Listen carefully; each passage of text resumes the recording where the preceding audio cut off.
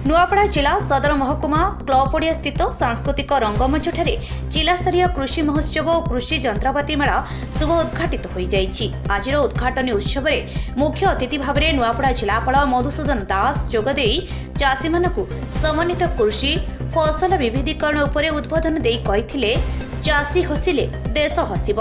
जिला प्रशासन एवं खाली गाँव को जाऊ नहीं बरम चाषी घरे जाइकी पहुंचुची कही प्रवासी श्रमिक प्रथा बंद करने चाषी कूल को आह्वान करथिले। नुआपड़ारू अभिषेक कुमार को रिपोर्ट, आवाज ओडिशा।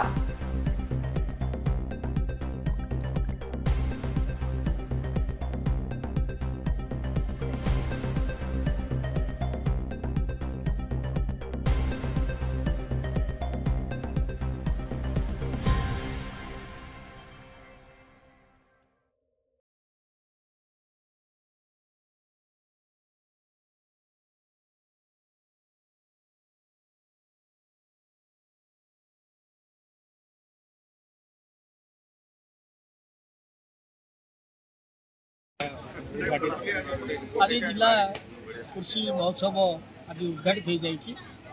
ये महोत्सव हूँ आम चाषी भाई मानकर चाषी भाई मानकर हस हूँ देशर हस। तेणु हस फुटाइवाई से सहित सामिल होगापी दुखरे सुखरे हानि लाभरे जिला प्रशासन सर्वदा तत्पर। तेणु आज यही कार्यक्रम आम किसी सफल चाषी को समर्थित कलु।